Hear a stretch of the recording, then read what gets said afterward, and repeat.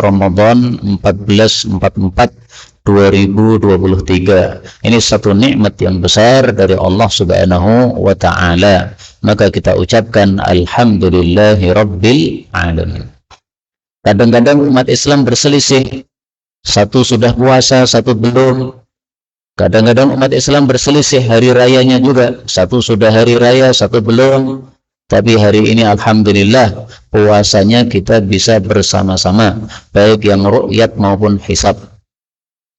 Kemarin hari Rabu beberapa tim dikirim untuk melihat hilal, ru'yatul hilal. Dari Jogja melaporkan tidak terlihat karena mendung. Tapi dari Gresik melaporkan ada 4 orang saksi mengatakan kami melihat hilal. Maka persaksian dari 4 orang diterima sehingga kita memulai puasa Ramadan pada hari Kamis ini. Karena kalau sudah 29 Sya'ban dilihat hilal ternyata terlihat, berarti puasa.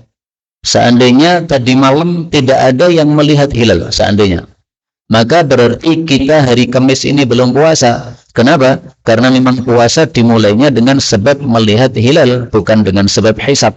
Dan itu nanti yang akan kita pelajari pada kitab Bulughul Maram. Kemudian sebelum kita mempelajari kitab Bulughul Maram, di sini ada kalam Allah dalam Al-Quran surat Al-Baqarah ayat 185, Syahrul Ramadan alladzi unzila fihi Al-Quran. Bulan Ramadan yang diturunkan Quran padanya. Maka marilah pada bulan Ramadan ini kita perbanyak baca Quran. Karena Allah memilih bulan Ramadan untuk diturunkan Al-Quran padanya. Maka ini menunjukkan bahwa Ramadan adalah bulan Quran. Maka jangan kita sedikit membaca Quran, minimal kita sudah khatam 1 kali dalam bulan Ramadan ini, maksimal sebanyak-banyaknya. Kaum muslimin rahimani wa rahimakumullah, pada pertemuan kali ini kita akan membahas Kitabus Shiyam, kitab tentang puasa yang ditulis oleh seorang ulama terkenal namanya Al-Imam Abul Fadl Ahmad bin Ali bin Muhammad bin Ahmad Ibnu Hajar Al-Asqalani. Ini beliau sudah wafat pada tahun 852 Hijriyah. Dan insya Allah pagi ini kita akan pelajari kitab beliau. Maka pahalanya ngalir kepada beliau, padahal beliau sudah wafat lama tahun 800-an. Di dalam Kitabus Shiyam yang ditulis oleh beliau ini ada beberapa hadis yang sahih, ada juga beberapa hadis yang dhaif. Maka nanti kalau ada yang dhaif akan kita sampaikan kedhaifannya. Ada 30 hadis. Nah, saya nggak ngerti apakah 30 hadis ini selesai kita pelajari dalam satu majelis ini ataukah tidak. Kalau selesai alhamdulillah, kalau tidak pun juga tidak ada masalah. Toh sudah banyak para ustadz yang mengajarkan kitab Bulughul Maram. Baik, kita mulai yang pertama. Kitabus Shiyam, kitab tentang puasa. Puasa itu artinya menahan. Maka puasa disebut puasa karena seseorang menahan dari makan, dari minum, dari hubungan suami istri, dan dari pembatal-pembatal yang lain. Pembatal apa saja nanti akan dibahas dalam kitab ini. Hadis nomor 1, an Abi Hurairah radhiyallahu anhu qala qala Rasulullah sallallahu alaihi wasallam. Ini tulisannya saya perbesar dulu aja supaya lebih mantap untuk dibaca.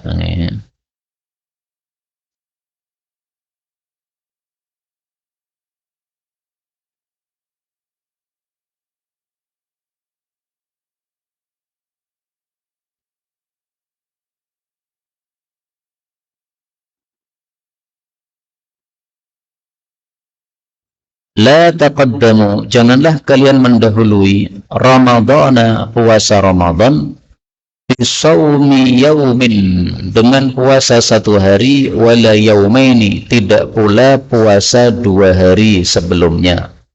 Illa, kecuali rajulun, seorang laki-laki, kana yasumu sauman, yang sudah biasa melakukan satu puasa, fal yasumhu, maka dia boleh melakukan puasa tersebut. Hadis muttafaqun alaih. Hadis ini menunjukkan kalau sudah masuk bulan Sya'ban, maka 2 hari terakhir Sya'ban kita sudah tidak boleh puasa sunnah lagi. Jadi dari tanggal 1 sampai tanggal 28 Sya'ban itu masih boleh puasa. Tanggal 29, tanggal 30 Sya'ban nggak boleh puasa. Itu kalau Sya'bannya 30. Kalau Sya'bannya 29 berarti 1 sampai 27 Sya'ban ini boleh puasa. 28, 29 nggak boleh puasa. Nah sekarang kita kan Ramadannya Kamis, berarti Selasa, Rabu kemarin itu sudah tidak boleh puasa. Adapun hadis yang mengatakan kalau sudah pertengahan Sya'ban maka tidak boleh puasa, berarti tanggal 16 Sya'ban, maka itu hadisnya tidak sahih, diingkari oleh Imam Ahmad, sehingga tengah Sya'ban masih boleh puasa, silahkan. Kemudian Nabi mengatakan kecuali kalau ada orang yang sudah terbiasa melakukan puasa, maka boleh. Misalnya Ramadan mulainya hari Jumat misalnya. Kemudian ada orang sudah terbiasa puasa Senin Kemis. Nah, maka dia puasa Senin Kemis nggak apa-apa.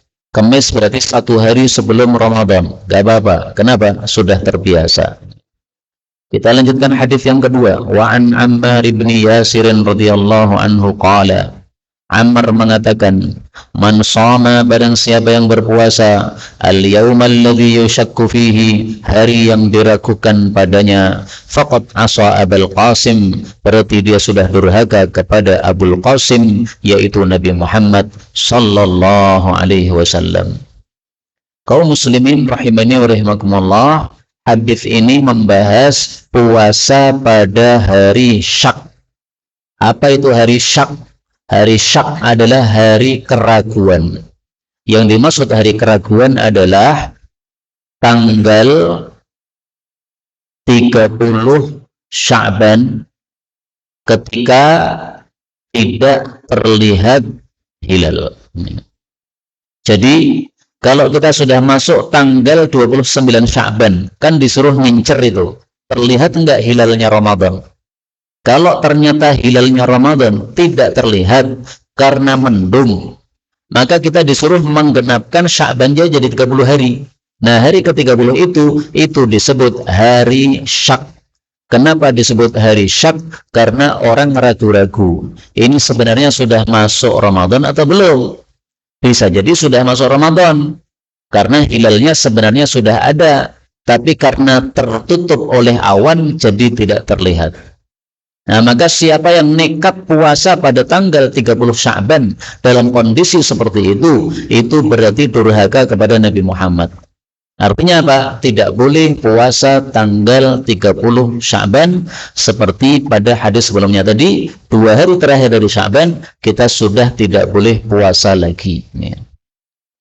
Ini maksudnya tidak boleh puasa kalau tujuannya untuk puasa Ramadan, ya. Tapi kalau tujuannya untuk puasa Kemis kayak yang saya gambarkan tadi, nggak ada masalah. Misalnya 30 Sya'ban itu hari Kemis misalnya. Dan waktu itu hilal tidak tampak gara-gara mendung. Maka ada orang yang tetap puasa Kemis, tapi tujuan hatinya saya bukan puasa Ramadan. Tujuan hati saya puasa Senin Kemis. Nah, kalau itu boleh. Yang dilarang di sini adalah dia puasa tanggal 30 Sya'ban tapi niatannya untuk apa? Ramadan. Karena dia ragu-ragu tadi ini sudah masuk Ramadan atau belum, itu enggak boleh. Kita lanjutkan hadis yang ketiga. Wa an Ibnu Umar radhiyallahu anhuma qala sami'tu Rasulullah sallallahu alaihi wasallam yaqul, idza ra'aitumuhu, apabila kalian melihat hilal Ramadan, fasumu, maka puasalah Ramadan. Wa idza ra'aitumuhu, apabila kalian melihat hilal Syawal, fa'aftiru, maka iftarlah, Idul Fitrilah. Fa in ghumma alaikum, apabila hilal tertutupi oleh kalian karena awan, karena mendung atau karena yang lain, faqduru lahu, maka genapkanlah 30 hari untuk bulan tersebut. Hadis muttafaqun alaih. Dalam lafal Imam Muslim, fa in ughmiya alaikum, kalau hilalnya tertutupi oleh kalian, faqduru lahu 30, maka genapkan menjadi 30 hari. Dalam riwayat Imam Bukhari, fa akmilul iddata, genapkanlah jumlahnya 30 menjadi 30 hari. Kaum muslimin rahimani wa rahimakumullah, Hadis ini menunjukkan bahwa untuk masuk pada bulan Ramadan dan keluar dari bulan Ramadan itu caranya cuma satu, tidak ada dua. Caranya dengan apa? Dengan ru'yat, dengan melihat hilal, bukan dengan hisab.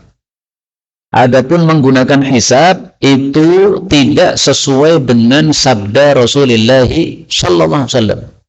Rasulullah sudah mengatakan kalau melihat hilal masuklah puasa Ramadan. Berarti kalau tidak jangan. Nah, maka harus dengan ru'yat, dengan melihat. Dulu para sahabat Nabi sepakat, tidak ada yang beda pendapat bahwa masuk Ramadan pakai ru'yat, enggak ada yang pakai hisab. Karena itulah para ulama mengatakan penggunaan ru'yat ini adalah ijma' atau kesepakatan para sahabat. Munculnya hisab itu adalah pada masa tabi'in, dan itu yang menggunakan hisab cuma satu orang, namanya Al-Imam namanya Al-Imam Mutarrif bin Syikhir. Ini seorang ulama tabi'in. Dia menggunakan hisab untuk dirinya sendiri karena dia ahli hisab. Tapi kalau dia ditanya oleh masyarakat, gimana saya puasa Ramadan, dia tetap ngasih fatwa dengan sabda Nabi sallallahu alaihi wasallam. Kamu puasa Ramadan nunggu hilal, terlihat tidak? Kalau terlihat, kamu puasa. Tapi untuk dirinya sendiri, beliau ngitung dengan hisab, karena dia ahli hisab. Terus dia terapkan untuk dirinya sendiri. Tapi setelah itu kemudian hisab ini dipakai oleh banyak orang, sampai sekarang dipakai oleh saudara-saudara kita Muhammadiyah, tapi NU masih tetap pakai ru'yatul hilal. Karena itu terus terang, sampai hari ini kalau saya ditanya mana yang benar, saya katakan ru'yatul hilal. Kenapa? Satu, sesuai sabda Nabi, lihatlah hilal. Dua, sesuai kesepakatan para sahabat Nabi bahwa Ramadan dimulai dengan ru'yatul hilal, melihat hilal. Adapun pendapat hisab, ya itu pendapat dari ulama, betul kita hargai sebagai pendapat ulama, tapi tidak sesuai dengan sabda Rasulullah sallallahu alaihi wasallam dan tidak sesuai dengan kesepakatan para ulama. Kemudian di sini Nabi sudah jelas in ughmiya, kalau hilalnya tertutup. Berarti kan ada dua kemungkinan kan? Kemungkinan pertama hilalnya terlihat. Maka kalau hilalnya terlihat, kita puasa Ramadan. Kemungkinan kedua, hilalnya tidak terlihat. Apakah Nabi mengatakan kalau hilalnya tidak terlihat maka hitunglah dengan hisab? Beliau enggak. Beliau mengatakan kalau tidak terlihat hilalnya maka genapkan jadi 30 hari. Jadi tanggal 29 Sya'ban kita ngincer hilal. Enggak kelihatan berarti Sya'bannya genapkan 30 hari. Demikian juga Ramadan juga begitu. 29 Ramadan nanti kita ngincer hilal lagi.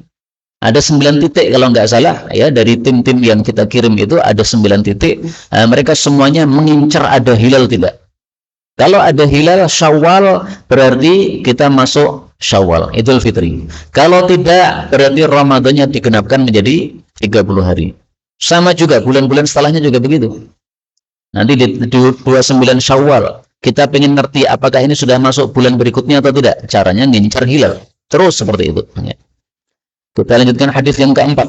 Walahu fi hadithi Abi Hurairah radhiyallahu anhu fa akmilu, maka sempurnakanlah iddata Sya'ban, jumlahnya bulan Sya'ban 30 menjadi 30 hari. Sama ya. Hadis kelima. Wa an Ibni Umar radhiyallahu anhuma qala tara'a, berusaha melihat annasu, para manusia, al-hilal, akan hilal Ramadan. Fa akhbartu Rasulullah sallallahu alaihi wasallam, maka saya kabari kepada Nabi, anni ra'aituh, bahwa saya melihat hilal.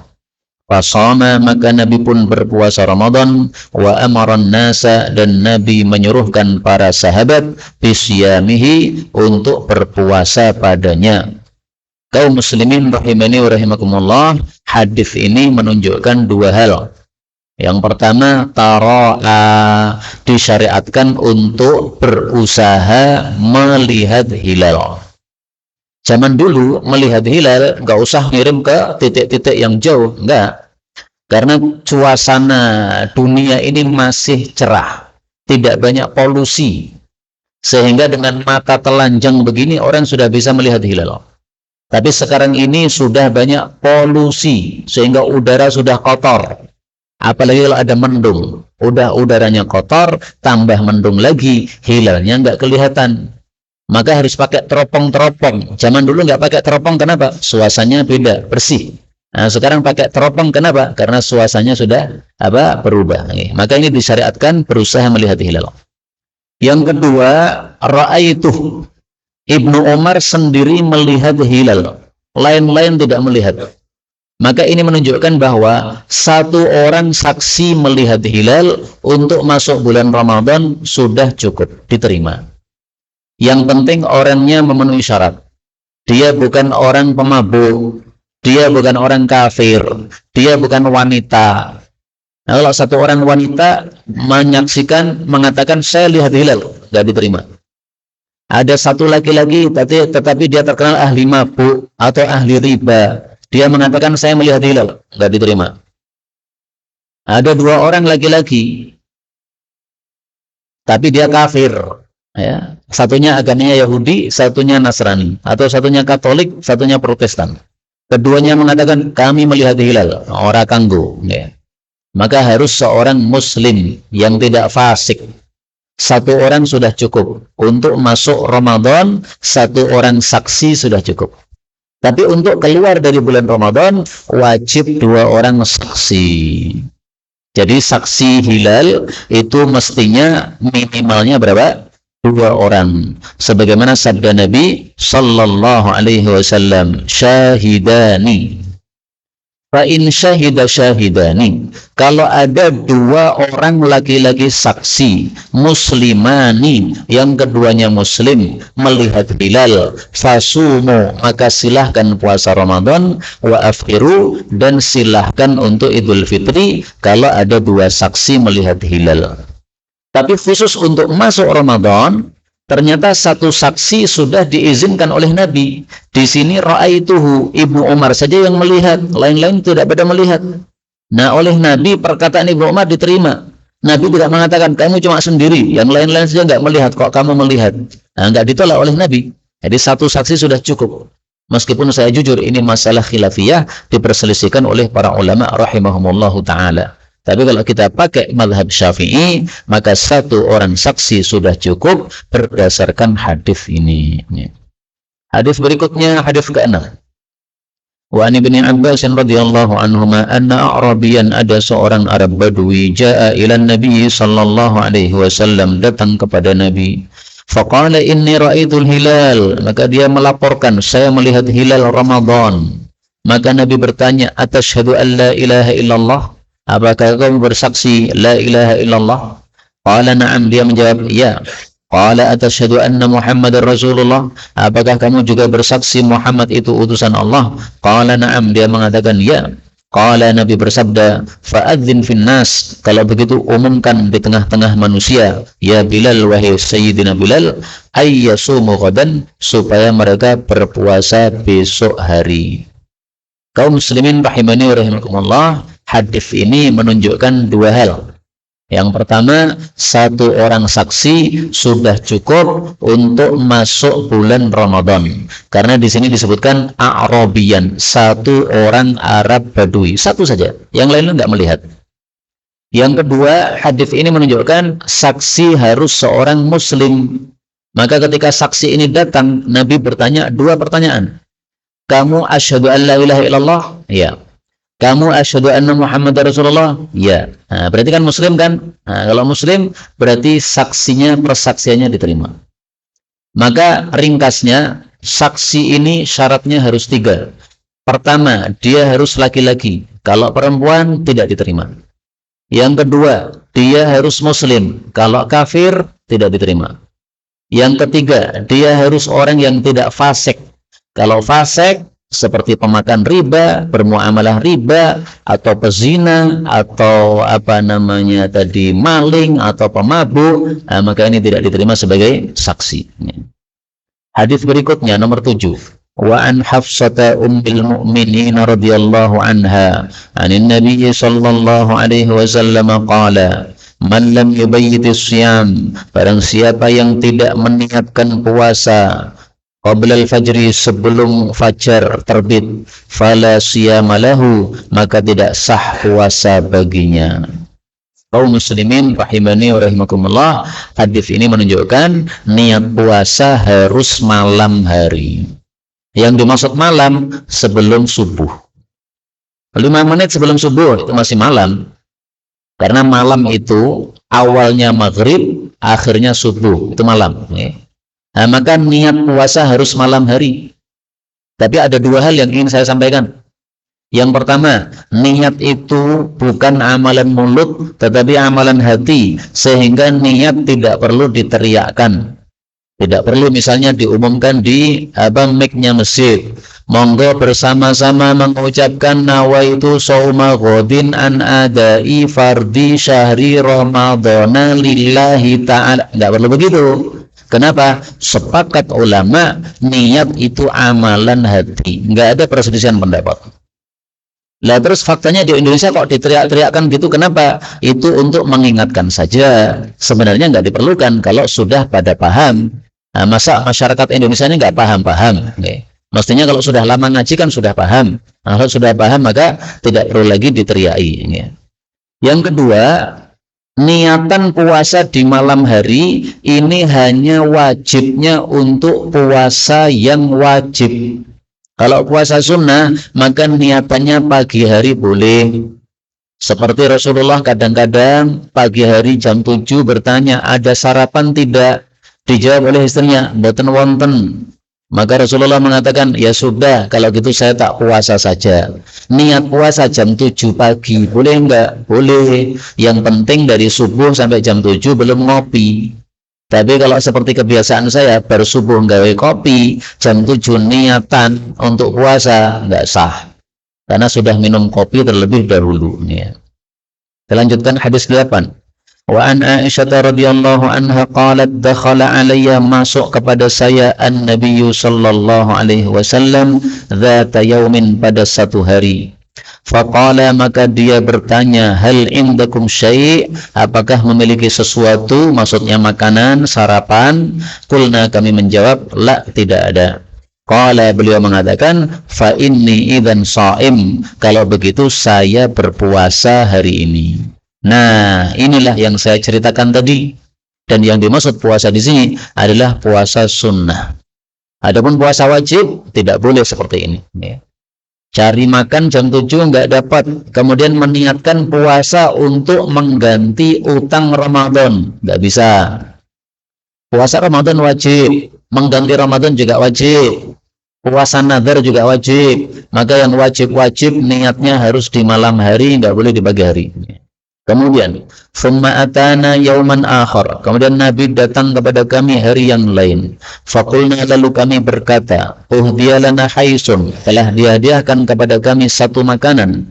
Faqala arini, maka Nabi mengatakan, tunjukkan kepada saya, maksudnya hidangkan kepada saya. Falaqad asbahtu shaiman, tadi pagi saya sudah niat berpuasa. Kemudian sekarang beliau mokal, fa'akala, lalu beliau makan, karena ada makanan yang dikirim kepada Rasulullah sallallahu alaihi wasallam. Nah, mokel atau membatalkan puasa gara-gara ada makanan datang, ini juga bolehnya puasa sunnah. Puasa wajib nggak boleh. Panjenengan puasa mengganti utang Ramadan, kemudian dikirimi oleh tetangga ini akikoan, nah, maka membatalkan puasanya haram. Maka akikahnya tadi silahkan disimpan dulu di kulkas, kalau punya kulkas. Kalau enggak berarti dimasak dulu supaya enggak basi. Nah, setelah dimasak nanti baru dimakan maghrib.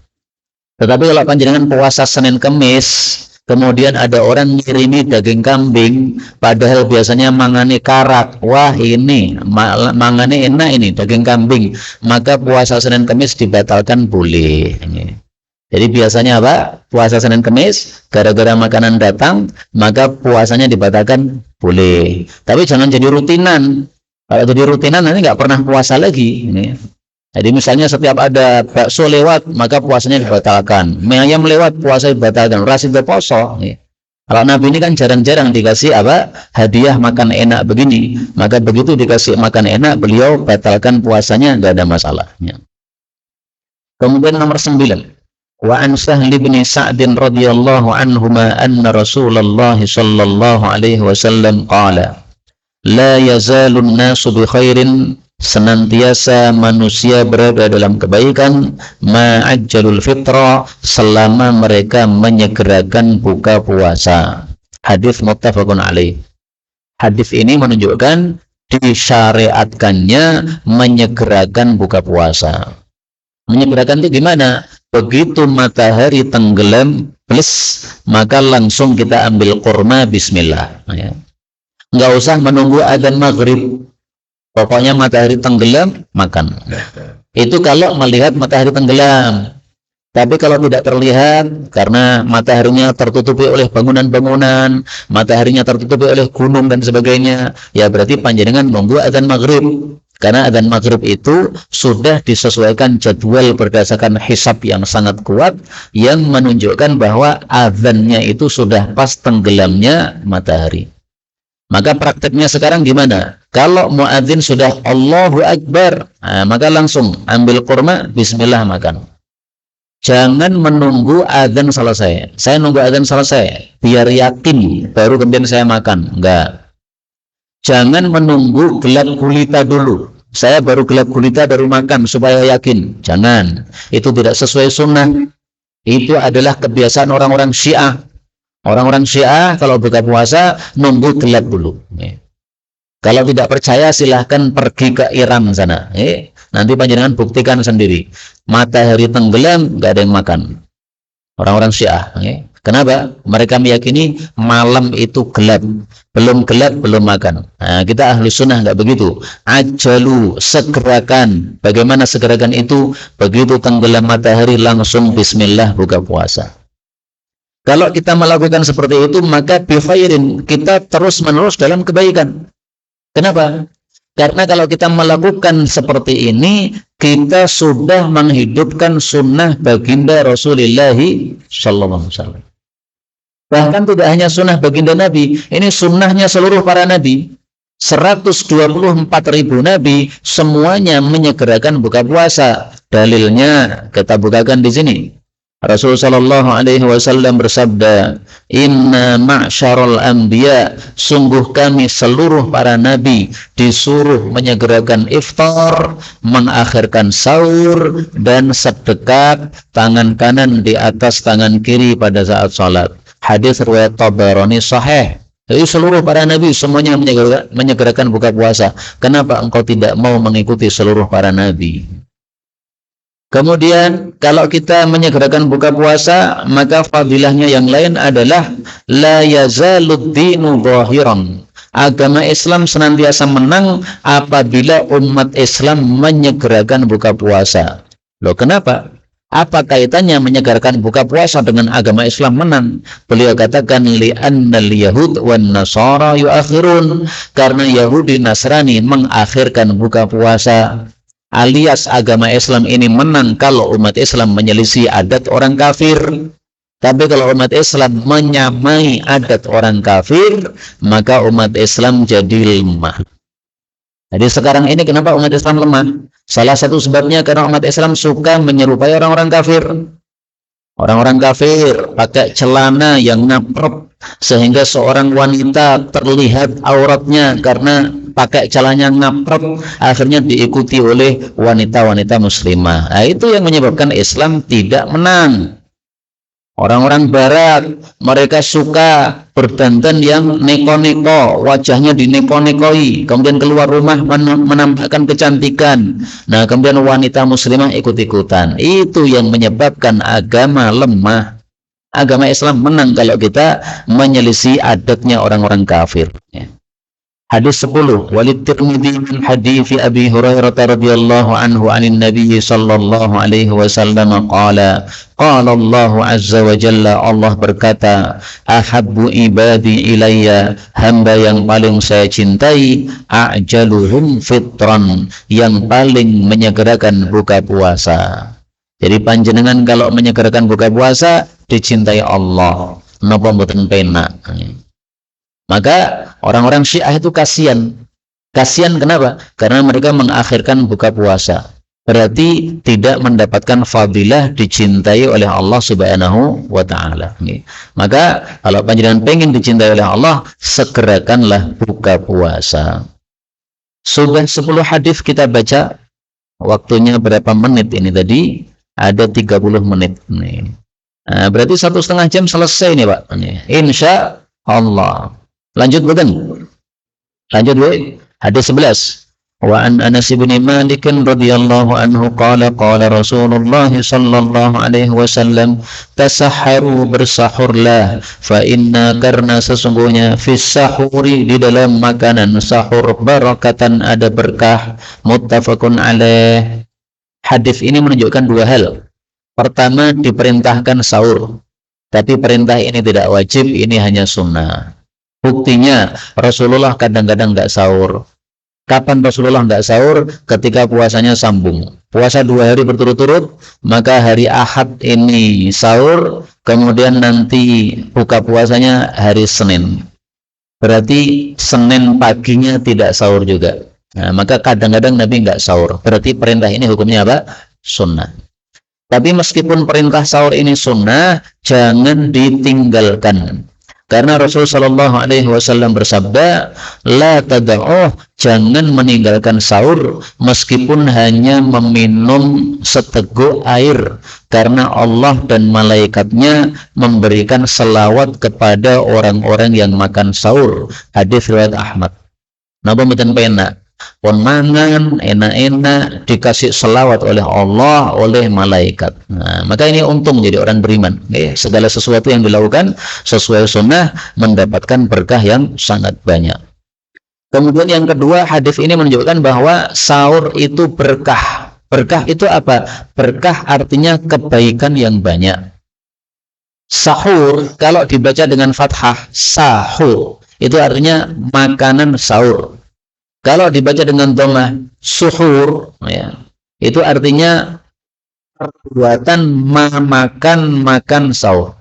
Makanannya sahur. Tetapi kalau perbuatannya ketika makan itu namanya suhur. Nah, di sini boleh dibaca dua bacaan. Kalau panjenengan baca suhur, berarti perbuatan panjenengan makan sahur itu diberkahi oleh Allah. Kalau dibaca sahur, berarti makanan yang panjenengan makan itu, makanan itu diberkahi oleh Allah.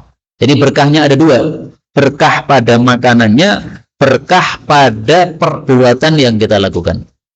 Dengan sebab makan sahur, kita dapat selawat. Itu termasuk berkah. Dengan sebab makan sahur, kita jadi bangun malam. Sehingga bangun malam, kemudian tahajud dulu. Kemudian setelah tahajud baru makan sahur. Nah, ini berkah. Dengan sebab makan sahur, maka tubuh kita kuat. Sehingga masih bisa kerja cari nafkah ke sepanjang siang Ramadan. Ini berkah.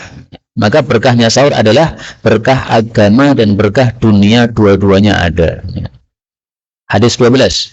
Wa an Salman bin Amir ad-Dabbi radhiyallahu anhu, 'anil Nabi sallallahu alaihi wasallam qala, "Idza aftara ahadukum, kalau seseorang berbuka, falyuftir ala tamrin, hendaklah memulai dengan kurma. Fa illam yajid, kalau tidak dapati kurma, falyuftir ala ma, maka hendaklah memulai dengan air putih. Fa innahu tahur, karena air putih itu mensucikan." Kaum muslimin rahimani wa rahimakumullah, hadis ini membahas makanan apa yang pertama kita makan saat buka puasa. Sunnahnya adalah memakan rutab. Rutab itu kurma kering, apa kurma basah. Kalau rutab tidak ada, baru tamar. Tamar itu kurma kering. Kalau tamar tidak ada, baru air putih. Apa sebabnya rutab? Apa sebabnya tamar? Dalam hadis yang lain Nabi mengatakan karena tamar itu berkah. Para ahli gizi mengatakan orang yang puasa, gara-gara puasa maka anggota tubuhnya melemah. Matanya melemah, telinganya melemah, kekuatannya jadi melemah. Nah, supaya pulih lagi gimana? Nah, ternyata zatnya, isinya kurma, ya, zatnya yang dikandung oleh kurma, kalau kita makan pertama kali saat kita buka puasa, itu bisa memulihkan kondisi tubuh kita. Nah, itu berkahnya kurma. Kalau cari kurma nggak ada gimana? Jangan diganti dengan pisang, bukan, tapi dengan air putih. Kenapa dengan air putih? Kata Nabi, karena mensucikan. Ini perut kita kosong, disembur dengan air putih, maka mensucikan, sehingga ini lebih berkah perutnya nanti. Maka urutan buka puasa adalah 1 kurma. Kalau tidak ada, air putih. Kalau tidak ada juga, maka silahkan buah-buahan yang manis, karena itu sederajat dengan kurma. Jadi buah-buahan itu bukan nomor 2, tapi nomor 3. Ya. Pertama kurma, kedua air putih. Kalau tidak ada baru apa? Buah yang manisnya. Kaum muslimin rahimani wa rahimakumullah, orang Indonesia seringkali buka puasa dimulai dengan teh. Ini tidak sesuai sunnah, karena teh itu bukan air putih. Karena itu tolong masjid ini kalau mengadakan buka bersama, maka belilah kurma. Kalau kurma tidak ada atau susah carinya, maka tolong disiapkan airnya air putih, jangan teh. Tetapi kalau ada kurma, silahkan disiapkan teh, nggak apa-apa, supaya kita mengikuti sunnah Rasulullah SAW. Tidak termasuk sunnah adalah memulai buka puasa dengan teh. Tidak termasuk sunnah adalah memulai buka puasa dengan kolak, nggak sunnah. Nah, biasanya di sini kalau buka bersama ada kurmanya apa badan? Ada, alhamdulillah. Berarti kurma di sini gampang carinya. Nomor 13, wa an Abi Hurairah radhiyallahu anhu qala naha Rasulullah sallallahu alaihi wasallam, Nabi melarang anil wisal, dari puasa sambung. Faqala rajulun minal muslimin, maka seseorang berkata, fa innaka ya Rasulullah tuwasil, tapi Anda sendiri ya Rasulullah melakukan puasa sambung. Qala, beliau mengatakan, wa ayyukum mithli, siapa yang seperti saya? Enggak ada.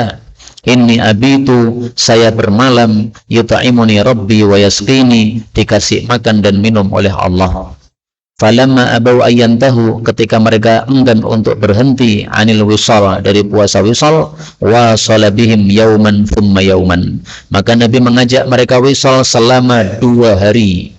Thumma ra'awul hilal, setelah itu mereka melihat hilal bulan Syawal.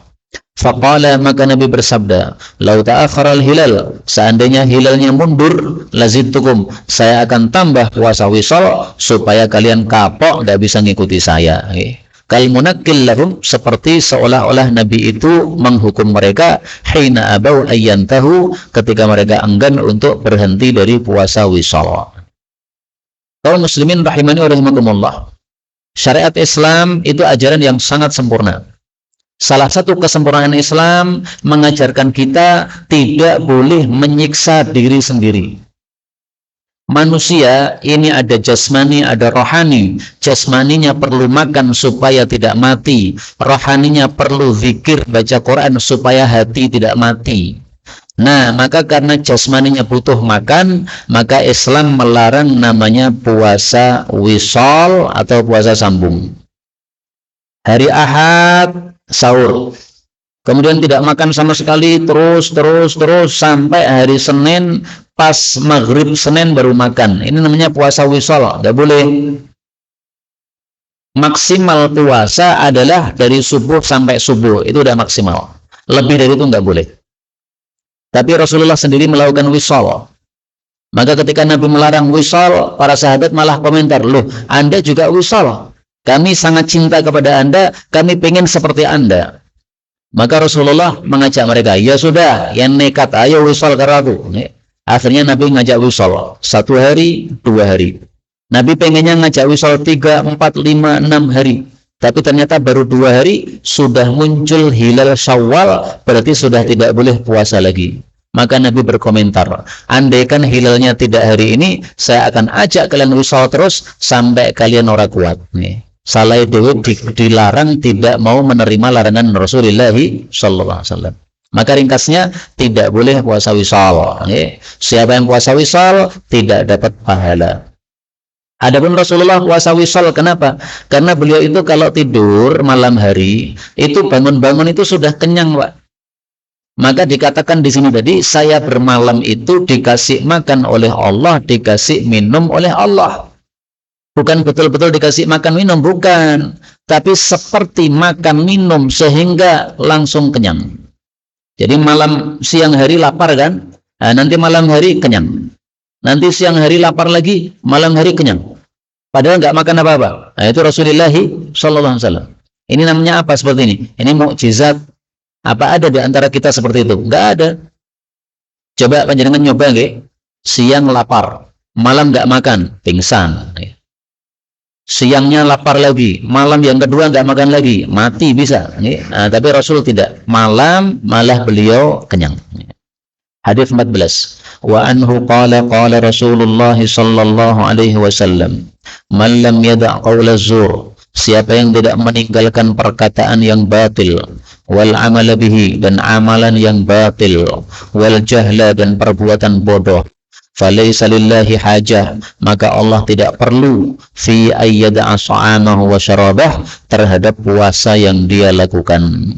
Kaum muslimin rahimakumullah, hadis ini menunjukkan kalau sedang puasa jangan melakukan perbuatan-perbuatan bodoh, jangan melakukan perkara-perkara yang batil, sia-sia, jangan mengucapkan kata-kata yang batil seperti bohong, ngerasani orang lain, menuduh orang lain, mengejek orang lain. Ini semuanya perkataan-perkataan batil. Ini yang menyebabkan apa? Puasanya nggak diterima oleh Allah.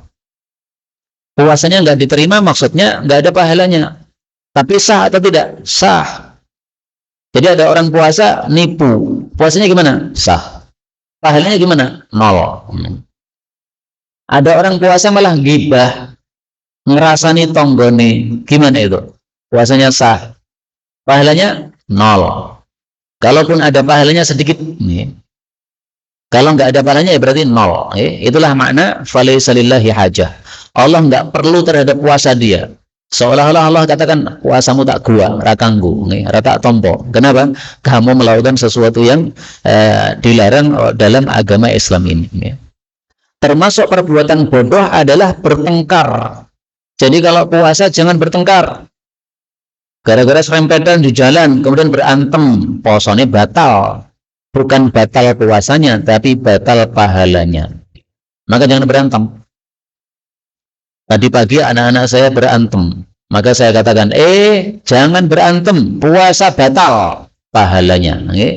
Maka kemudian mereka diam, khawatir puasanya apa? Batal. Sebenarnya nggak batal puasanya, tapi pahalanya yang batal. Karena termasuk ada jahlun, perbuatan bodoh. Tapi yang namanya anak-anak kecil, memang setiap ketemu pasti berantem. Hadis ke-15, wa an Aisyah radhiyallahu anha qalat, kana Rasulullah sallallahu alaihi wasallam yuqabbil, mencium istri wa huwa shaim, sedang puasa, wa yubashir, menyentuh istri wa huwa shaim, sedang puasa, walakinnahu amlakakum li irbih, tapi beliau sangat menguasai terhadap syahwatnya. Hadis ini menunjukkan suami boleh menyentuh kulitnya istri, boleh mencium pipinya istri, boleh mencium bibir istri, dengan syarat dia bisa menguasai syahwatnya. Maka manusia dalam hal ini ada 3 macam. Pertama, orang yang yakin saya cium istri, saya bisa menguasai syahwat, gak akan terjadi apa-apa, tidak akan keluar mani, maka boleh dia cium istri. Yang kedua, orang yang mencium istri, dia yakin kalau saya cium pasti keluar mani, batal puasanya dan haram dia mencium. Yang ketiga, orang yang dia khawatir, kalau saya cium nanti akan keluar mani, maka tidak boleh juga mencium istri. Hukumnya sama dengan yang nomor 2. Nah, maka manusia bisa mengetahui dirinya masing-masing, bagaimana kondisi dia, bagaimana syahwat dia, bagaimana kondisi dia bersama istrinya. Maka kalau dia yakin tidak keluar mani, maka boleh mencium. Meskipun lebih baiknya tidak, karena para ulama katakan hukumnya adalah makruh. 16. Wa an Ibnu Abbas radhiyallahu anhuma anna an-nabiyya sallallahu alaihi wasallam ihtajama, berbekam, wa huwa muhrim, dalam keadaan ihram, wa ihtajama wa huwa shaim, berbekam pada saat puasa. Hadis ini menunjukkan orang puasa boleh bekam. Tapi saya jujur, ini masalah khilafiyah. Sebagian ulama berpendapat siapa yang puasa bekam maka puasanya batal. Dan ini dari 4 madhab yang ngomong seperti ini hanya satu, yaitu madhab Hambali. 3 madhab mengatakan gak batal. Madhab Hanafi, madhab Syafi'i, madhab Maliki. Siapa yang puasa kemudian berbekam, gak batal. Dalilnya ini, Rasulullah saja pas puasa berbekam. Lah sekarang kalau madhab Hambali mengatakan batal, punya dalil tidak? Punya. Hadis 17. Wa an Shaddad bin Aus radhiyallahu anhu anna Rasulullah sallallahu alaihi wasallam ata ala rajulin bil Baqi, mendatangi seseorang di tempat namanya Baqi. Ini kalimat Baqi ini salah ya, karena kejadiannya di awal Islam, padahal Baqi ini kejadiannya di akhir Islam. Wa huwa yahtajimu fi Ramadan. Waktu itu dia bekam di bulan Ramadan. Faqala, maka Nabi bersabda, aftaral hajim wal mahjum. Orang yang membekam dan yang dibekam sama-sama batal puasanya. Nah, inilah dalilnya mazhab Hambali yang mengatakan bekam membatalkan puasa. Jadi dalam mazhab Hambali, bekam itu sama dengan apa? Sama dengan haid. Orang puasa, tengah-tengah puasa keluar darah haid, batal. Nah, demikian juga laki-laki puasa, tengah-tengah puasa keluar darah karena dibekam, batal. Sama. Tetapi menurut mayoritas para ulama, kata-kata aftara di sini artinya bukan batal, tapi maksudnya adalah orang yang membekam itu bisa menyebabkan dirinya terpaksa membatalkan puasa. Kenapa? Karena bekam zaman dulu itu, Pak, nyedotnya darah dengan mulut. Nah, kalau nyedotnya kebantaran, belek, masuk. Nah, kalau udah masuk berarti puasanya apa? Batal. Jadi makna aftara di sini bukan batal, tapi maksudnya apa? Dia melakukan sesuatu yang bisa menyebabkan batal puasanya. Kapan itu? Ketika darahnya masuk tenggorokan. Adapun yang dibekam juga sama. Dia melakukan sesuatu yang bisa menyebabkan puasanya batal. Yaitu apa? Karena setelah dibekam kemudian lemes. Setelah lemes akhirnya terpaksa mokel. Nah, berarti kan batal kan puasanya? Gara-gara lemesnya tadi. Maka ringkasnya gini. Kalau kita sedang puasa, maka kalau kita orangnya kuat, dibekam masih menteles, silahkan bekam, nggak apa-apa. Tapi kalau kita orangnya tidak kuat, kalau dibekam jadi lemes, maka jangan bekam pada saat puasa. Bekamlah nanti ketika sudah buka puasa. Okay? Maghrib baru bekam. Hadis 18. Wa an Anas bin Malik radhiyallahu anhu qala awwalu ma kurihatis hijamah lis-shaim. Pertama kali kenapa makruh bagi orang puasa untuk bekam? Anna Ja'far bin Abi Talib, bahwasanya sepupu Nabi namanya Ja'far, ihtajama wa huwa shaim. Dia bekam saat puasa. Famarra bihin Nabi sallallahu alaihi wasallam. Maka Nabi bersabda, aftara hadani. Ini dua orang sama-sama batal puasanya. Umma rakhasan Nabi sallallahu alaihi wasallam. Setelah itu Nabi memberikan keringanan hukum ba'du fil hijamah lis-shaim. Boleh orang puasa berbekam. Wa kana Anasun yahtajimu wa huwa shaim. Anas pun kadang-kadang berbekam padahal sedang puasa. Hadis ini mengatakan bahwa di awal Islam dengan di akhir Islam beda. Di awal Islam memang Nabi mengatakan yang bekam pada saat puasa batal. Tapi di akhir Islam beliau mengubah hukum. Sekarang hukumnya saya ubah. Sekarang sudah nggak batal, nggak ada masalah berbekam pada saat puasa. Tapi sayangnya hadis ini diperselisihkan derajatnya oleh para ulama. Ada yang mengatakan sahih, ada yang mengatakan apa? Dhaif. Karena itu hadis ini tidak begitu kuat untuk dijadikan dasar di dalam memberikan keputusan dalam bab masalah ini. Kita lanjutkan hadis 19. Wa an Aisyah radhiyallahu anha anna an-nabiy sallallahu alaihi wasallam iktahala fi Ramadan wa huwa shaim. Nabi bercelak pada bulan Ramadan ketika sedang puasa. Kata Imam Tirmidzi, la yasihhu fihi syai'. Tidak ada satupun hadis sahih dalam bab ini. Jadi ini membahas celak. Boleh enggak pas puasa pakai celak? Sebagian ulama mengatakan tidak boleh. Sebagian ulama mengatakan boleh. Dua pendapat ini sama-sama tidak punya dalil yang sahih. Dalil yang mengatakan orang puasa boleh celak, dhaif. Dalil yang mengatakan orang puasa tidak boleh celak, dhaif. Kalau sama-sama dalilnya dhaif, terus gimana? Maka dikembalikan kepada hukum asal. Al-aslu al-adam. Hukum asal segala sesuatu adalah tidak ada. Berarti tidak batal. Kalau panjenengan pengen mengatakan celak itu membatalkan puasa, maka harus ada dalilnya yang sahih. Kalau nggak ada, berarti apa? Nggak batal. Mungkin bertanya, apa sih kaitannya puasa dengan celak kok bisa batal? Ketahuilah, orang dulu kalau celaan itu bukan dioleskan di pinggir gini, bukan. Tapi celaknya dimasukkan di mata. Karena tujuannya mencelai mata adalah supaya matanya bersih. Celak kalau dimasukkan di mata kan perih itu kan. Nah, ketika perih itu nangis berbes. Begitu nangis berbes, habis itu melek, itu sudah matanya jelas sekali, nyaman sekali. Nah, coba panjenengan kalau celaan begitu, okay? Bukan dioleskan begini, tapi apa? Dimasukkan di dalam matanya, pasti berbes nanti, tapi matanya jadi bersih. Ini. Nah, makanya ketika nangis berbes, kemudian ada air keluar, mungkin sebagian airnya keluar, sebagiannya masuk ke tenggorokan, itu membatalkan puasa tidak? Nah, maka jawabannya adalah tidak membatalkan puasa. Hadis 19, wa an Aisyah radhiyallahu, sudah ya. Hadis 20. Wa an Abi Hurairah radhiyallahu anhu qala Rasulullah sallallahu alaihi wasallam, man nasiya, siapa yang lupa wa huwa shaim saat puasa, fa akala aw syariba, akhirnya dia makan atau minum, falyutimma shaumah, hendaklah dia lanjutkan puasanya. Fa innama at'amahu Allah wa saqah, karena Allah lah yang kasih makan dan kasih minum. Hadis ini menunjukkan kalau kita makan karena lupa, padahal siang Ramadan puasa kita, maka puasanya tidak batal. Jadi Islam agama yang sempurna, agama yang toleran. Salah satu tolerannya gimana? Lupa dimaafkan. Namanya lupa. Anak saya pernah, Pak, Ramadan tanggal 1 Ramadan.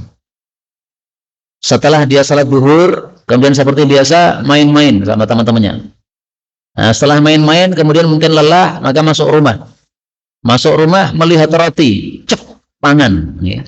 Saya tahu anak ini makan. Tapi dia nggak sembunyi-sembunyi. Berarti dia lupa. Saya biarkan. Gen, sakwar kese. Setelah dia ambil roti, sudah habis, ngambil yang lainnya lagi. Lupa saya, ngambil pisang atau apa. Cep, pangan. Nih. Setelah makan 3, baru saya beritahu, mas, puasa enggak? Iya, Bi, puasa, Bi. Tapi lupa, Bi. Nah, kalau lupa enggak apa-apa, ya, puasanya enggak batal. Wah, dia gembira sekali. Sehingga Ramadan tahun ini tadi saya dengar dia ngomong, mudah-mudahan nanti saya lupa lagi, katanya. Karena tahun kemarin dia lupa, dia teringat sekali. Nah, seandainya betul-betul lupa, maka memang tidak batal. Tapi kalau sengaja, maka puasanya batal. Dan ini pendapat mayoritas ulama selain Imam Malik. Kata Imam Malik, siapa yang makan karena lupa, maka puasanya tetap batal, sehingga dia harus mengganti di hari yang lain. Nah, ini pendapat Imam Malik tidak sesuai dengan hadis Nabi Sallallahu Alaihi Wasallam. Hadis 21, walil hakim, man aftara fi ramadhana nasiyan, siapa yang berbuka di bulan Ramadan karena lupa, fala qada'a alaihi wala kafarah, maka tidak wajib mengganti puasanya dan tidak ada kafarah yang harus dia lakukan. Ini hadisnya jelas, tidak harus mengganti. Lah kalau memang hadisnya jelas, kenapa Imam Malik mengatakan harus mengganti? Bisa jadi hadis ini belum sampai ke telinga Imam Malik sehingga beliau tidak berfatwa sesuai hadis ini. Karena Imam Malik itu seorang ulama. Ulama kalau dengar hadis Nabi dan yakin hadisnya sahih, pasti diikuti. Nah, kalau tidak sesuai dengan hadis, berarti ada 2 kemungkinan. Kemungkinan pertama, hadisnya belum sampai ke telinga dia. Kemungkinan kedua, hadisnya sudah dia baca, tapi menurut dia ini hadisnya dhaif, tidak bisa dipakai dalil ini. Nah, maka 2 kemungkinan ini. Tapi ini hadisnya jelas sahih, sehingga kita harus menggunakan hadis ini, tidak boleh kita memakai pendapatnya Imam Malik. Nih. Maka siapa yang lupa, tidak ada kewajiban untuk mengganti puasanya sama sekali. Hadis 22. Wa Nabi Hurairah radhiyallahu anhu qala qala Rasulullah sallallahu alaihi wasallam man dara'ahul qai'u, barang siapa yang terkalahkan oleh muntah, fala qada'a alaih, maka tidak wajib mengganti puasa. Wa man istaqa'a, tapi siapa yang sengaja muntah, fa alaihil qada', maka dia wajib mengganti puasa. Jadi muntah itu bagi orang puasa bisa membatalkan, bisa juga tidak.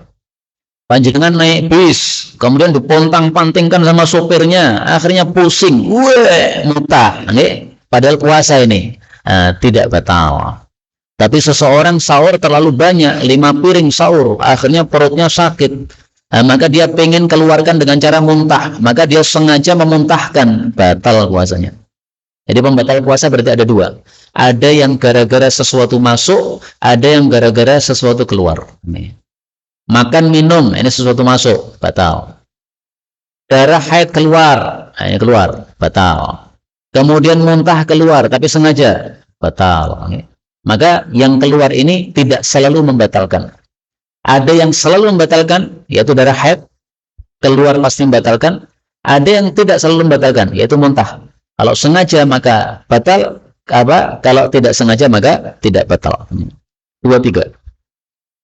Wa an Jabir bin Abdullah radhiyallahu anhuma anna Rasulullah sallallahu alaihi wasallam kharaja amal fathi ila Makkah. Nabi keluar tahun Fathu Makkah tahun 8 Hijriah fi Ramadan, di bulan Ramadan. Fasama hatta balagha Qura'al Ghamim. Beliau puasa sampai tempat namanya Qura'ul Ghamim. Fasaman nasu, maka orang-orang ikut puasa. Thumma da'a biqadahin mimma'in farafa'ah, lalu meminta wadah air, kemudian diangkat. Hatta nadharan nasu ilaih, sehingga dilihat oleh banyak manusia. Thumma syariba, kemudian beliau minum, jadi mokel. Faqila lahu ba'da dhalik, maka dilapori, inna ba'dan nasi qad sham, masih ada orang-orang puasa. Qala, beliau mengatakan, ulaikal usat, mereka yang tetap puasa itu durhaka. Ulaikal usat, mereka yang tetap puasa itu durhaka. Hadis ini membahas tentang orang berpuasa pada saat safar. Panjenengan dari Alasombo ke Jawa Timur, atau dari Alasombo ke Mekah untuk umroh, berarti safar kan ini. Nah, selama perjalanan safar itu boleh enggak tidak puasa? Jawabannya adalah diperselisihkan oleh para ulama, tetapi pendapat yang paling kuat adalah dia boleh puasa dan dia boleh tidak puasa, bebas milih mana saja. Hanya saja yang paling afdol adalah kita pilih yang paling gampang. Kalau lebih gampang puasa, berarti lebih utama puasa. Kalau lebih gampang tidak puasa, berarti lebih utama tidak puasa. Contohnya panjenengan naik sepeda, perjalanannya jauh, haus bukan main. Nah, berarti lebih gampang untuk tidak puasa. Silahkan tidak puasa, lebih baik. Kalau panjenengan naik pesawat, sementara tidak haus sama sekali, bisa tidur nyenyak, ada AC-nya nyaman, maka lebih gampang untuk tetap puasa. Silahkan puasa lebih utama. Nah, di sini dalam kasus ini, Nabi mengajak sahabat dari Madinah ke Mekah. Perjalanan jauh, 1 pekan kira-kira itu pakai onta. Tahu sendiri kan, naik onta, padang pasir, panasnya dahsyat, haus bukan main.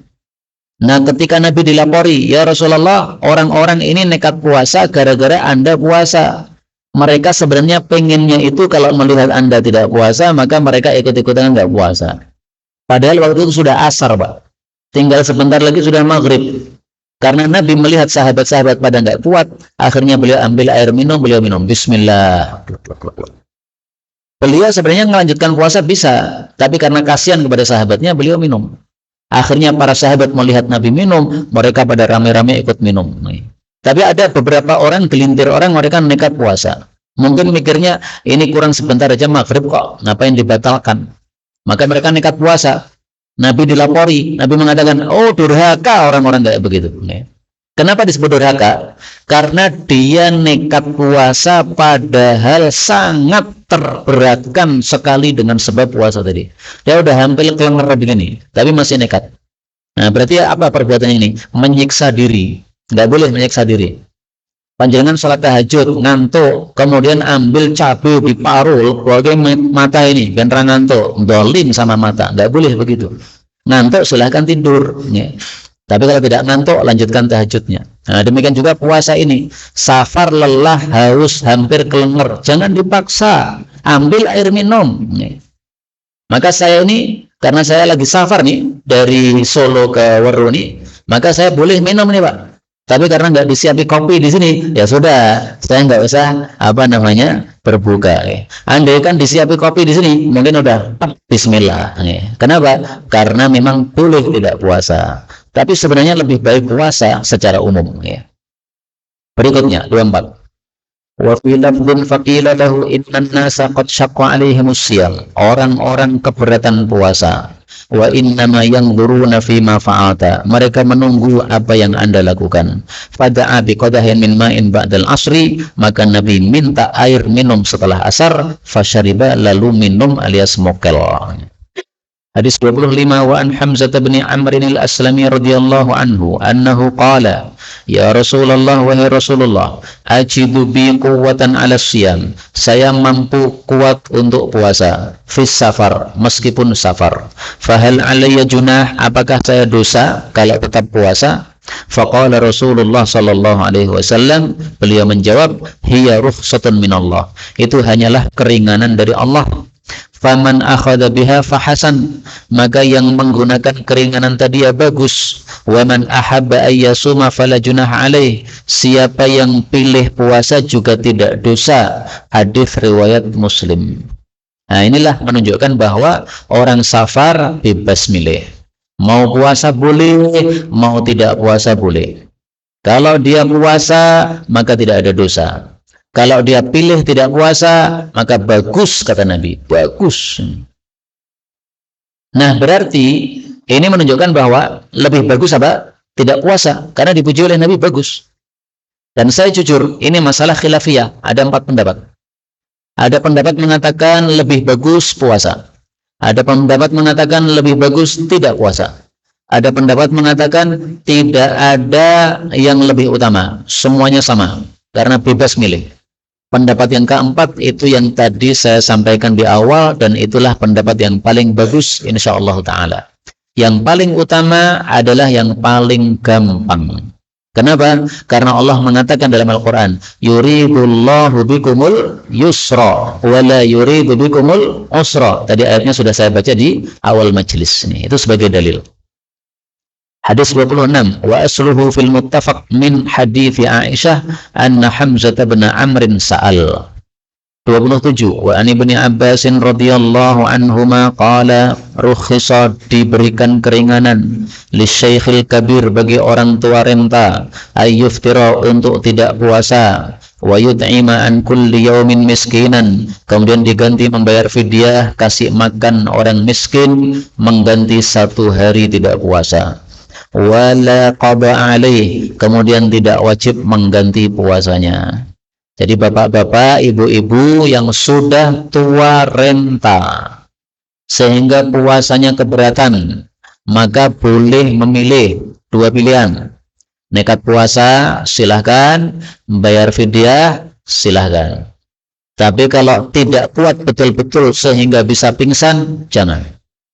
Tapi kalau sebenarnya masih kuat, tapi sangat keberatan, jadi lemesnya bukan main, maka di situ panjenengan boleh milih. Ini puasa juga boleh, tapi bayar fidyah lebih baik, karena ini keringanan dari Allah Subhanahu wa Ta'ala. Apakah ada selain orang tua renta yang diperbolehkan untuk membayar fidyah? Di sini terjadi perselisihan para ulama, yaitu dalam hal wanita hamil atau wanita menyusui. Gara-gara dia menyusui sehingga tenaganya habis karena disedot oleh bayinya susunya itu, maka dia lemes. Berarti kan sama dengan orang tua kan, lemes, tidak mampu puasa. Nah, dalam hal ini wanita hamil dan menyusui, menurut pendapat yang saya pilih, pendapat yang paling bagus adalah dia tidak membayar fidyah, tetapi dia mengganti puasa di hari yang lain. Kenapa? Karena wanita hamil dan menyusui itu lebih mirip dengan orang sakit daripada orang yang tua. Kalau orang tua ini ditunggu kapanpun nggak akan jadi muda, tua terus, tambah tua malah. Tapi orang hamil dan menyusui, kalau ditunggu itu ada masa habisnya. Nyusunya nanti akan habis, masa hamilnya akan habis. Sama dengan orang sakit. Sakit Pak, ya. Berapa lama? 2 pekan. Akhirnya pekan ketiga udah sembuh. Nah, berarti sama dong dengan orang sakit. Maka dia mengqadha atau mengganti puasa, bukan membayar fidyah. Tapi kalau memang tidak mampu mengganti di hari yang lain, karena siklus hidupnya hamil nyusu ramadek-mandek, maka dia boleh bayar fidyah. Enten apa mboten? Sing siklus hidupnya hamil nyusu terus ramadek-mandek, enten mboten? Enten nggih? Nah, itu adalah baik ya, karena apa? Karena Rasulullah itu suka terhadap umatnya yang punya anak banyak. Saya punya teman anaknya 12. Ustadz Ridhadi mau ngajar di sini ya. Nah, coba ditanya Ustadz Ridhadi, sekarang anaknya berapa Ustadz? Pasti beliau menjawab las-lasan. Kalau saya baru 5 saya. Nah, tapi nanti kalau sudah anaknya las-lasan ditanya lagi istrinya berapa, supaya lebih semangat. Baik, kita lanjutkan ya. Oh iya, orang tua yang tidak puasa, maka dia membayar fidyah, memberi makan kepada orang miskin. Memberi makannya berapa? Boleh memberi makan nasi yang sudah siap saji. Jadi 1 kotak nasi, lauknya yang wajar, misalnya ayam atau apa yang wajar, yang kira-kira dikasihkan orang miskin, itu dia makan kenyang. Nah, itu sudah cukup. 1 hari tidak puasa, kasih 1 kotak nasi. Boleh juga dengan beras. Kalau beras, maka hitungannya adalah 6 ons. Oh, kok tulisannya kok bahasa Arab.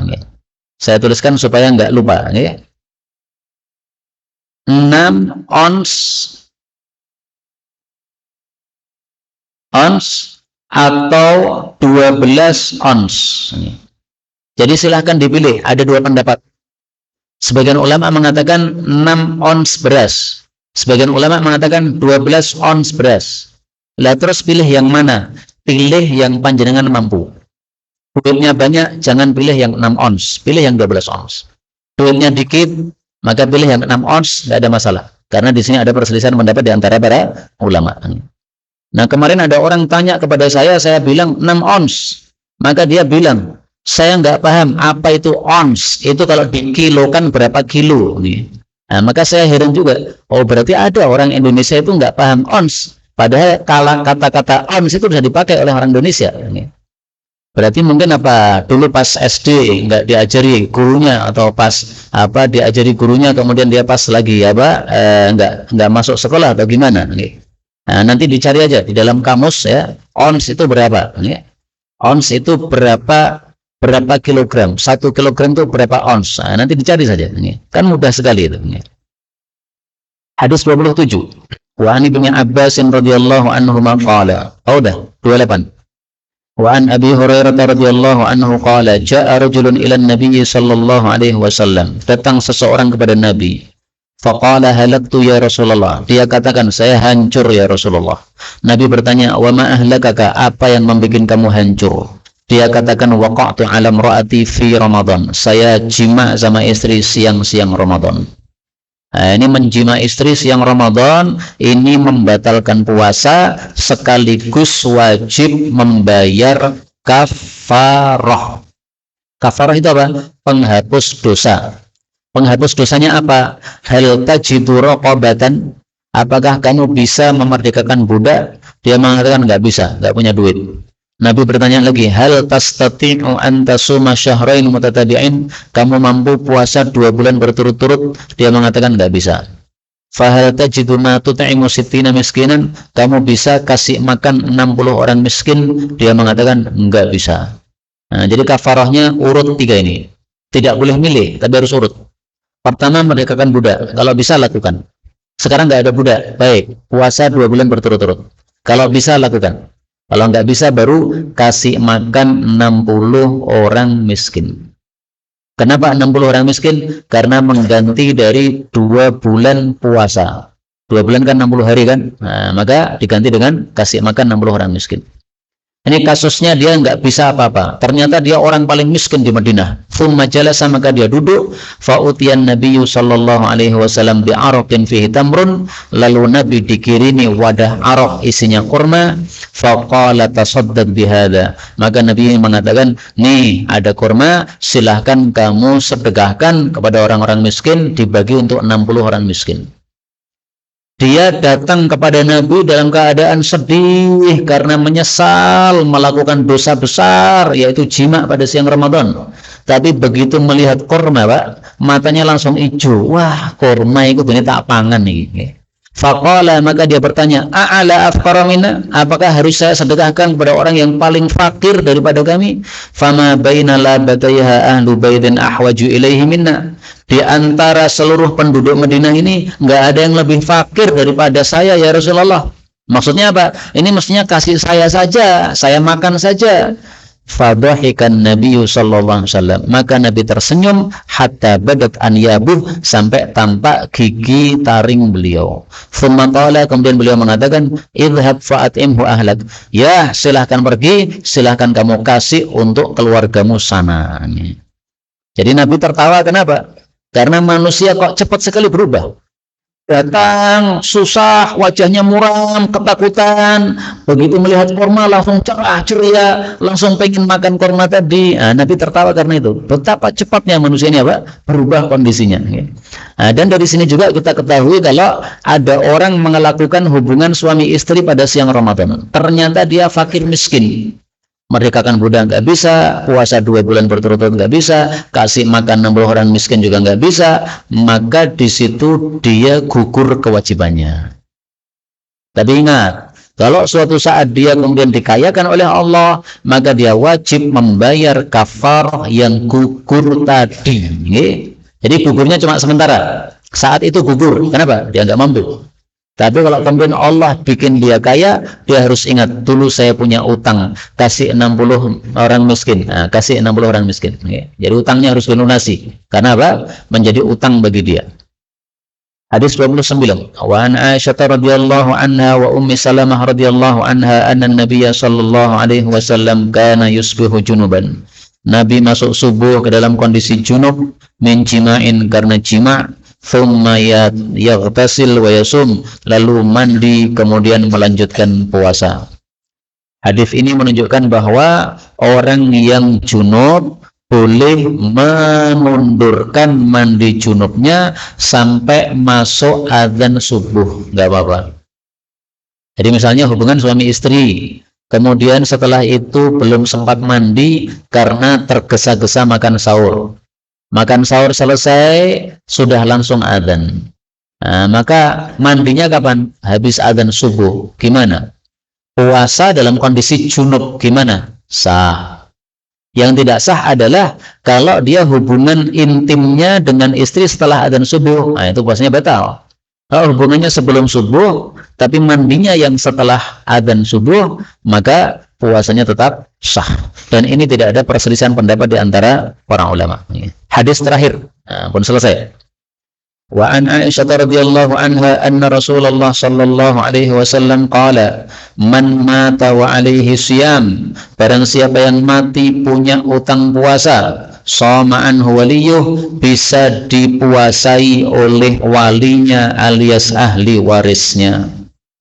Jadi seandainya saya utang puasa, kemudian saya mati, maka utang puasa saya boleh digantikan oleh istri saya, boleh digantikan oleh anak-anak saya, boleh digantikan oleh bapak ibu saya, karena mereka adalah ahli waris. Ahli waris ada yang atas, bapak ibu, ada yang bawah yaitu anak cucu, ada yang samping yaitu istri atau saudara atau saudari, itu semuanya adalah apa? Ahli waris. Kalau bukan ahli waris yang menggantikan puasanya, bagaimana? Sah juga, tidak ada masalah. Adapun Nabi mengatakan di sini waliyuhu, ahli warisnya, ini bukan keharusan, tapi ini maksudnya kebiasaan. Biasanya orang mati meninggalkan utang, siapa yang lunasi? Ahli waris. Itu biasanya, tapi tidak harus begitu. Buktinya ada seorang sahabat Nabi mati meninggalkan utang 2 dinar. Maka Nabi mengatakan, saya tidak mau mensolati jenazah ini karena dia tidak punya warisan untuk melunasi utangnya. Maka Abu Qatadah tetangganya mengatakan, ya Rasulullah, 2 dinar 8 juta saya tanggung. Maka akhirnya Nabi mensalatkan jenazahnya. Abu Qatadah dengan si mayit nggak ada hubungan kerabat, cuma pertetanggaan saja. Nah, berarti tetangganya melunasi utangnya tetangga boleh sah, demikian juga melunasi utang puasa juga sah. Kalau semua kerabatnya tidak ada yang mau melunasi utang puasanya, bagaimana? Boleh, nggak apa-apa, karena memang tidak wajib, tetapi harus dibayar dengan fidyah dari warisan si mayit tadi. Jadi ahli warisnya silahkan milih 2. Okay? Pilih mereka mengganti puasanya, boleh. Pilih untuk dibayarkan fidyah, diambil dari harta warisannya, silahkan. Kalau diambilkan dari harta warisannya, maka ketahuilah, harta warisan tidak boleh dibagi kecuali urutan 3 sudah dilakukan. Urutan pertama, selesaikan hak-haknya jenazah dengan uang warisan tadi. Menggali kuburnya bayar berapa, kain kafarnya bayar berapa. Kalau nggak ada yang menghandle, maka diambil dari harta warisan. Yang kedua, utangnya kepada Allah dilunasi. Contohnya ini tadi, puasa utang kepada Allah. Yang ketiga, utang kepada manusia dilunasi. Kalau sudah 3 ini, lihat satu lagi.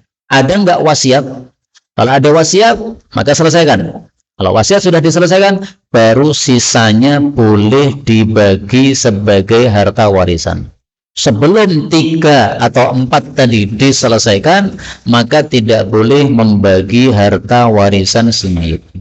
Inilah kaum muslimin rahimani wa rahimakumullah, hadis-hadis yang dapat kita pelajari pada pertemuan kali ini. Sebenarnya berikutnya itu masih ada bab tentang puasa sunnah dan larangan-larangan tentang puasa, tetapi karena waktulah yang membatasi kita cukupkan sampai di sini. Sudah 1 jam lebih 16 menit saya bicara, maka sisa waktu kalau ada pembahasan dipersilahkan, baik yang berkaitan dengan tema maupun secara bebas.